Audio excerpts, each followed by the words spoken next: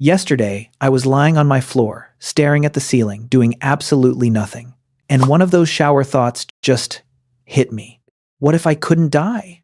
I'm not talking about staying young forever, or living to a ripe old age. I mean the hard, cold, absolute impossibility of death.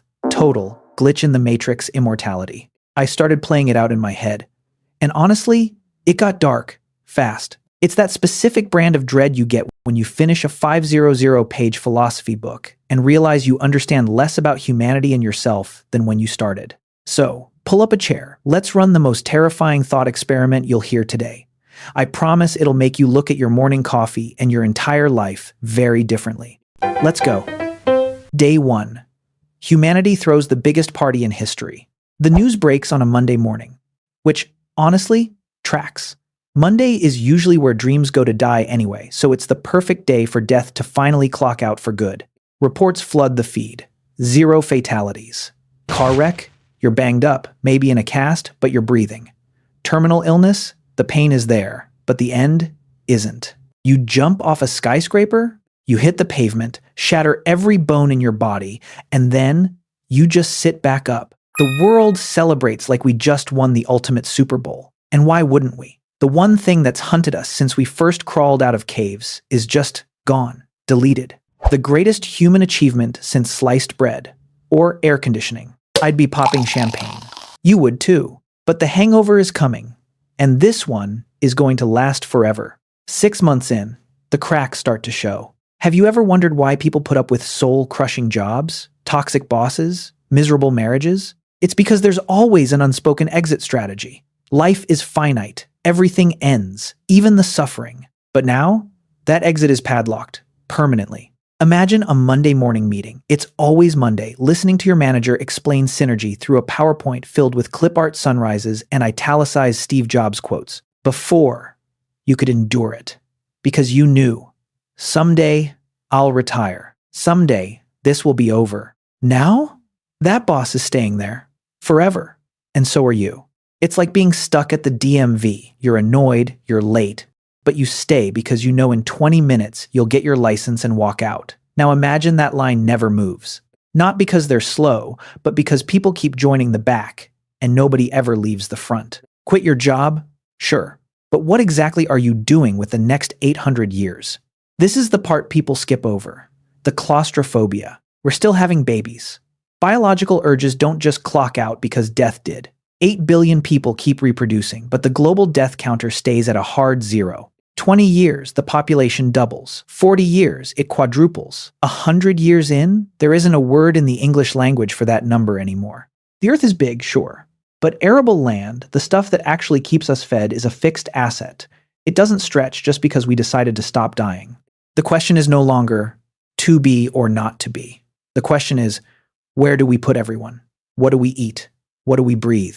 Picture rush hour in the New York subway. Now multiply it. Keep multiplying. Then erase the concept of rush hour entirely because every hour is peak hour. Forever. Still feeling good about that gift of life? This is where I get stuck the longest. Human history is fundamentally a story of turnover. The old guard holds power. They age, they die, and the new generation takes the wheel. It's a messy, painful cycle, but it's how we progress. Remove death, and you break the cycle. The people in power today, they'll still be there in the year 3000, still making the rules. 5 centuries of accumulated wealth, influence, and gatekeeping. A network so thick, no outsider could ever hope to break through. Think about your own family. The respect your elders dynamic is manageable when it's 3 generations at Thanksgiving. But what happens when there are 15 generations at the table? Who listens to whom? Who gets to grow up when the adults never leave the room? It stops being a society. It becomes a museum that's run out of storage space. And this is the part that actually makes me sad. Art, music, poetry. Everything we find beautiful is rooted in the fact that we are temporary. We feel things intensely because we know they're fleeting. Autumn is gorgeous because the leaves are dying. We love fiercely because we're terrified of running out of time. A song breaks your heart because you know the person who wrote it was walking the same road you are, just a few steps ahead. Death isn't just the enemy. It's our harshest teacher, the one that taught us how to care. Hemingway wrote about death to feel alive, Tolstoy was haunted by it. Every great writer who ever stopped you cold in the middle of a Tuesday, they were all working with the same raw material, the knowledge that this moment and every moment is burning off. What does an immortal world make art about? What is there left to feel? What's important when you have an infinite supply of it? I don't have that answer, but I suspect it would be a very, very boring world, even if no one ever cried at a funeral again. So, what's the point? Some will argue the other side that with infinite time, we'd solve everything. Poverty, space travel, the secrets of the universe, that's the transhumanist dream, and it's a beautiful one. But here's where I land. Death is the frame around the painting. Without the frame, it's just paint splattered on an infinite wall. The frame is what makes it art.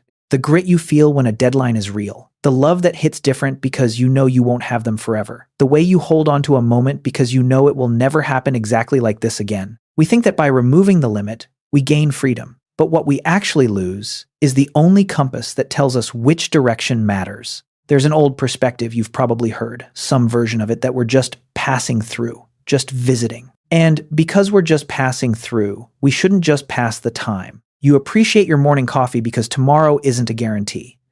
You appreciate a home-cooked meal because the table won't always be full. You appreciate the person sitting next to you because they won't always be there. And you appreciate this moment right now, watching this, turning these ideas over in your head because it's slipping away second by second, and it will never come back exactly like this.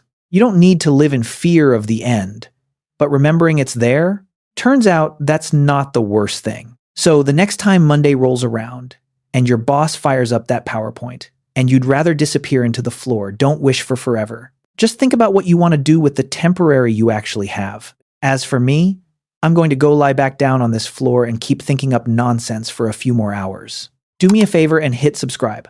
I'm actually begging you.